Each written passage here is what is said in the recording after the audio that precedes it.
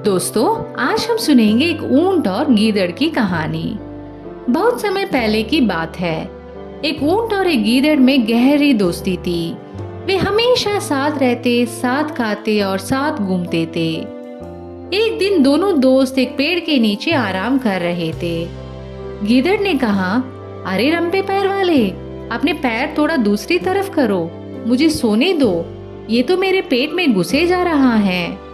ऐसा लग रहा है कि मेरी किडनी खराब कर देंगे। ऊंट ने हंसते हुए कहा, अरे मूर्ख, कब से किडनी पेट में होने लगी। गीदड़ ने चिढ़ते हुए कहा, तुम्हें क्या पता कि मेरे पेट में क्या है। लेकिन अब तुमने पेट की बात छोड़ी है तो मेरा पेट भूख से मचल रहा है। कल रात से मैंने कुछ नहीं खाया, यहाँ खाने को कुछ भी नहीं है। गीदड़ ने निराश होकर कहा, एक दिन हमारे शव इसी पेड़ के नीचे मिलेंगे। ऊंट बोला, अरे मेरे दोस्त, ऐसी बातें मत करो, मैं तुम्हें मरने नहीं दूंगा। चलो आज नदी पार करते हैं और दूसरी तरफ कुछ खाने की चीज खोजते हैं। इसके बाद दोनों दोस्त खाना खोजने निकल पड़े। कुछ दूर चलने के बाद उन्हें एक नदी मिली। ऊंट ने अपने लंबे पैरों के सहारे आसानी से नदी पार करना शुरू कर दिया, लेकिन गीदड़ वही असहाय खड़ा रह गया। गीदड़ बोला, अरे दोस्त, इस नदी को पार करना मेरे बस की बात नहीं, मैं इसमें डूब जाऊंगा। ऊंट ने कहा, अरे दोस्त, जब मैं यहाँ हूँ तो तुम्हें डूबने दूंगा क्या? तुम मेरी पीठ पर चढ़ जाओ, हम दोनों आराम से नदी पार कर लेंगे। गीदड़ ऊंट की पीठ पर चढ़ गया और ऊंट ने आसानी से नदी पार कर ली। नदी पार करते ही उन्हें एक किसान के खेत दिखे, जिसमें तरह तरह की सब्जियां उग रही थी। गीदड़ ने कहा, भाई, मुझसे अब भूख बर्दाश्त नहीं हो रही, मैं अपना पेट भरने जा रहा हूँ। ऊंट ने कहा, अरे भाई, अपने पेट में मचलते हुए चूहों को थोड़ा शांत करो। किसान अभी खेत में घूम रहा है, हमें इंतजार करना होगा। जब वह चला जाएगा तभी हम खेत में जा सकते हैं। दोनों ने किसान के जाने का इंतजार किया। जब शाम को किसान खेत छोड़कर चला गया तो गीदड़ और ऊंट खेत में घुस गए। फलों और सब्जियों को देखकर उनकी भूख और बढ़ गई। गीदड़ ने खुश होकर कहा, आज तो बहुत मजा आएगा, इतने दिनों बाद इतना स्वादिष्ट खाना मिलेगा। दोनों दोस्तों ने खुशी खुशी फलों और सब्जियों का खूब आनंद लिया। जब उनका पेट भर गया तो गीदड़ ने कहा, अरे लंबे पैर वाले, मेरा पेट फटने वाला है, चलो अब चलते हैं। ऊंट ने कहा, ठीक है मेरे दोस्त, मेरा पेट भी भर चुका है। ऊंट ने फिर से गीदड़ को अपनी पीठ पर बैठाया और नदी पार कर दोनों वापस पेड़ के नीचे आकर सो गए। अगले दिन जब किसान अपने खेत में आया और खेत की हालत देखी तो वह सिर पकड़कर बैठ गया। उसने कहा, ओ नहीं, मेरे खेत को किसने बर्बाद कर दिया, मेरे फल और सब्जियां कौन खा गया।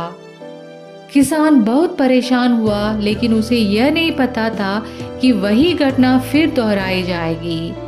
शाम को जब किसान घर चला गया तो ऊंट और गीदड़ फिर से खेत में घुस गए और फलों व सब्जियों को खाकर खेत बर्बाद कर दिया। अगले दिन किसान ने फिर खेत की बुरी हालत देखी तो वह बेहद परेशान हो गया।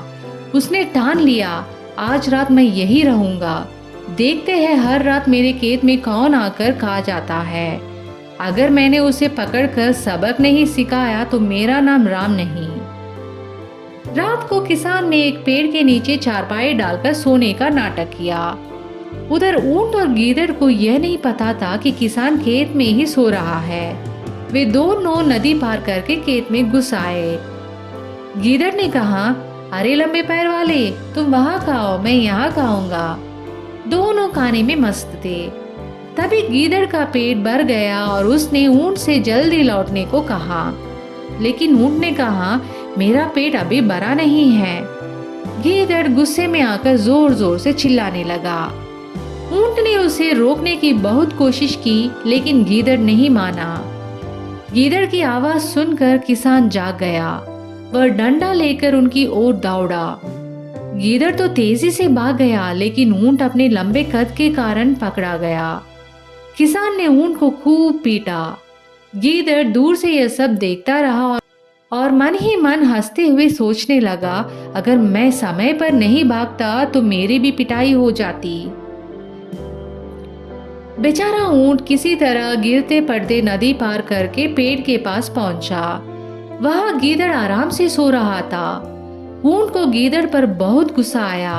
उसने गीदड़ को जगाया और कहा, तू मेरी हालत देखकर हंस रहा है?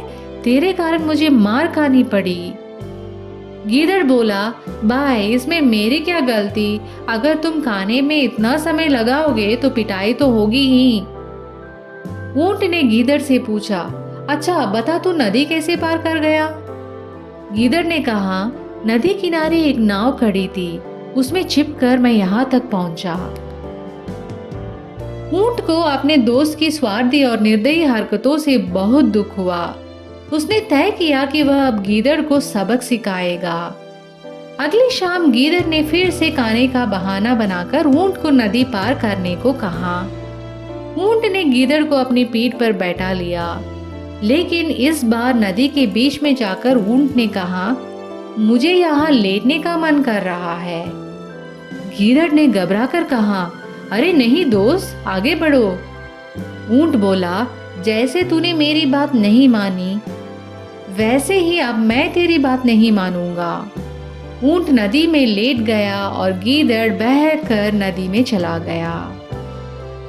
उस दिन के बाद ऊंट ने हमेशा सोच समझकर दोस्त बनाने का सबक सीख लिया।